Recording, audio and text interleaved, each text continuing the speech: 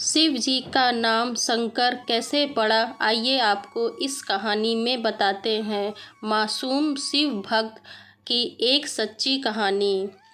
शंकर एक अनाथ लड़का था। उसको जंगल में रहने वाले शिकारियों के एक गिरोह ने पाला था। उसके पास कोई औपचारिक शिक्षा भी नहीं थी।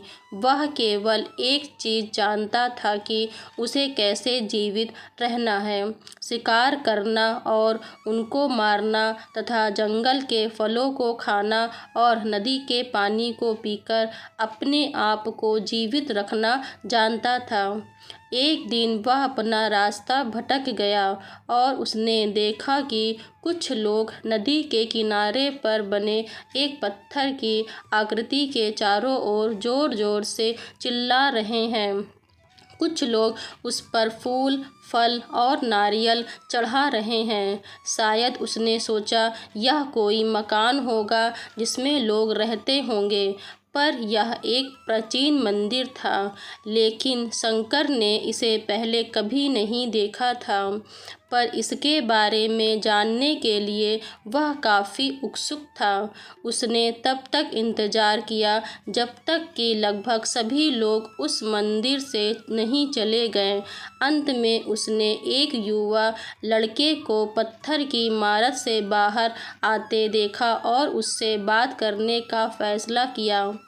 और शंकर ने उससे अपने मन में आए कई सवाल पूछे। उसका पहला प्रश्न था, इस इमारत को क्या कहा जाता है? लोग अपने साथ क्या लाते हैं? फिर उन चीज़ों को अंदर वाली इमारत में क्यों छोड़कर वापस आ जाते हैं? चीज़ों को अपने साथ लाना और उन्हें अंदर छोड़कर वापस चले जाने पर वह लड़का शंकर की अज्ञानता व मासूमियत पर बहुत ही हैरान था और उसके सवालों से वंचित भी था। पर वह नहीं जानता था कि वह पास के जंगल में रहता है और शिकार करके ही अपना जीवन यापन करता है। लेकिन फिर भी उसने उसके सवालों के जवाब देने की पूरी कोशिश की। उसने शंकर को बताया, यह भगवान शिव का मंदिर है। लोग यहाँ उन्हें फल और फूल चढ़ाने आते हैं। वो शिव भगवान से जो चाहते हैं वह मांगते हैं और शिव उनकी सभी प्रार्थनाओं को सुनते हैं।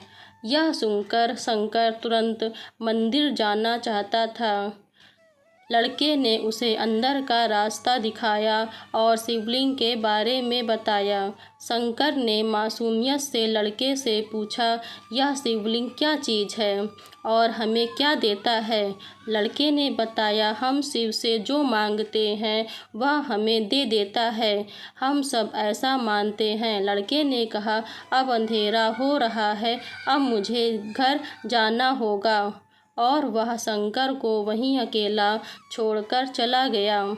शंकर ने झिझकाते हुए मंदिर में फिर से प्रवेश किया। वह एक कोने में बैठ गया और सोचा, यह पत्थर किसी को क्या चीज़ कैसे दे सकता है जो वो चाहते हैं। इसलिए उसने इसका परीक्षण करने का फैसला किया और उसने पत्थर की प्रतिमा से कहा, हे शिव, कृपया मुझे पर्याप्त शिकार करने दें ताकि मैं भूखा ना रहूं। मेरे पास आपको चढ़ाने के लिए कोई फल या फूल नहीं है, लेकिन यदि आप मुझे शिकार देते हैं तो मैं उसे आपके साथ साझा करूंगा। मैं वादा करता हूं कि मैं आपको धोखा नहीं दूंगा। उसने घोषणा की। अगली सुबह शंकर शिकार करने गया। उसने पूरे दिन शिकार की तलाश की, लेकिन उसे कोई शिकार नहीं मिला। वह भूख से तिलमिला रहा था।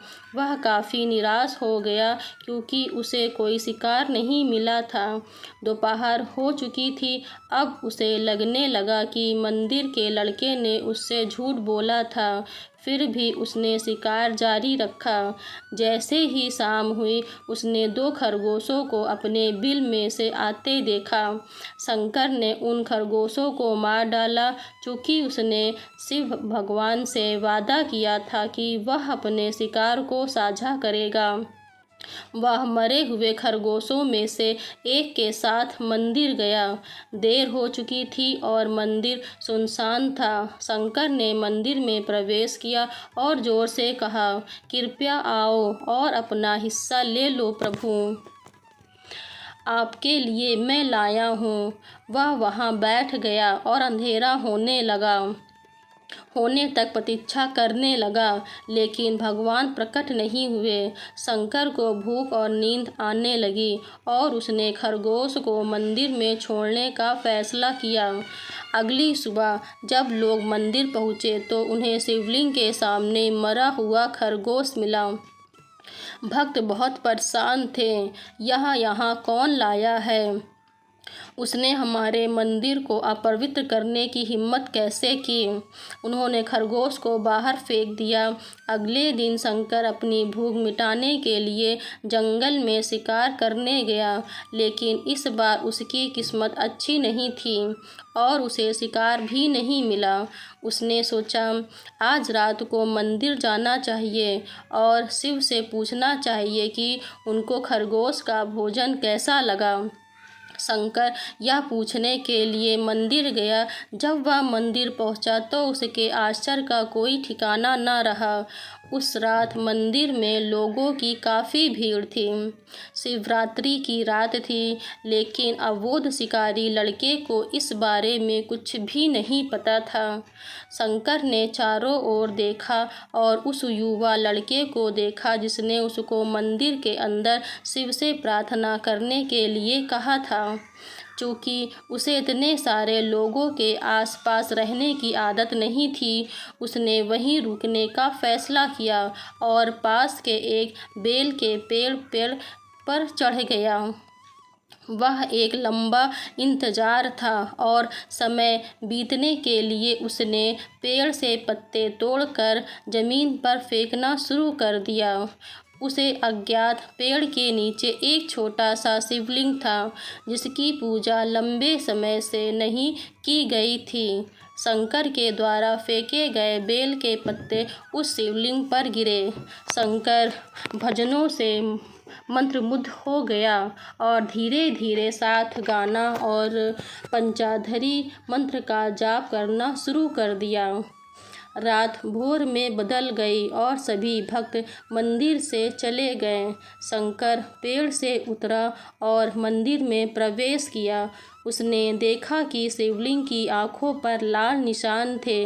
वे कुमकुम के थे जो लोगों ने लगाए थे, लेकिन शंकर को यकीन था कि शिव को उनकी आंखों में परेशानी हो रही है। उसने शिव की खेदजनक स्थिति के रूप में जो कुछ भी महसूस किया, उसके लिए उसे बहुत दुख हुआ। वह उनकी मदद करना चाहता था। उसने सोचा, शिव यहाँ अकेले रहते हैं और बीमार होने पर उनकी देखभाल करने वाला कोई नहीं है। जब तक भक्त उनसे मिलने नहीं आते, उन्हें भोजन भी नहीं मिलता। शंकर ने एक रात पहले भक्तों को शिवलिंग पर जल चढ़ाते देखा था। प्रभु को ठंड लग रही होगी, शायद वे काँप रहे हैं। उसने सोचा, आखिरकार वे केवल पत्तियों से ही ढके हुए हैं। तो उसने शिव से पूछा, मेरे स्वामी, मैं आपकी क्या मदद कर सकता हूँ? शायद कुछ खाना या दवा। मैं आपकी सेवा कैसे कर सकता हूँ?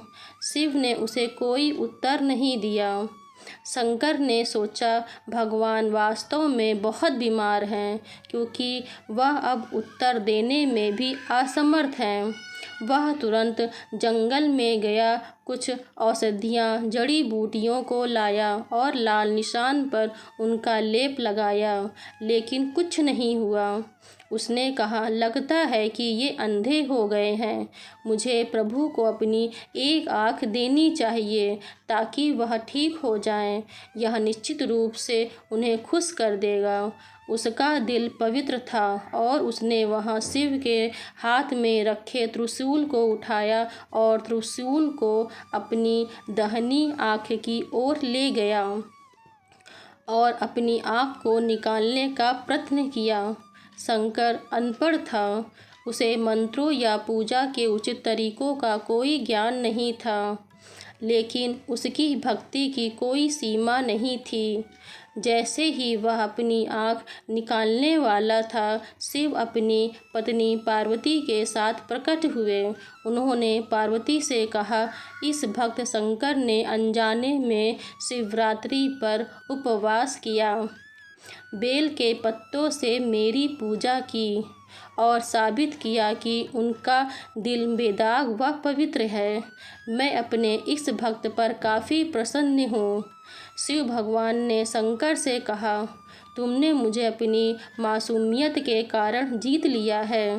प्रभु ने मुस्कुराते हुए कहा, लोग मुझसे हर समय झूठे वादे करते रहते हैं और कुछ न कुछ मुझसे मांगते रहते हैं, पर जैसे ही उन्हें मुझसे मांगी चीज़ मिल जाती है तो वो मुझे भूल जाते हैं। दूसरी ओर तुमने मेरे साथ एक सच्चे इंसान की तरह व्यवहार किया और यह वास्तव में बहुत ही दुर्लभ है। अब से तुम मेरे इस संसार में सबसे बड़े भक्त माने जाओगे और तुम्हारा नाम मेरे साथ सदा जुड़ा रहेगा। तुम कई सदियों तक जीवित रहोगे। इस बात को कहकर भगवान शिव व माँ पार्वती अंतर्ध्यान हो गए। तभी से लोग शिव के साथ शंकर भी लगाने लगे। वीडियो अगर पसंद आया हो तो वीडियो को लाइक और चैनल को सब्सक्राइब करें और अपने दोस्तों के साथ शेयर करें। धन्यवाद। और कमेंट बॉक्स पे ओम नमः शिवाय या हर हर महादेव लिखना ना भूलें। धन्यवाद।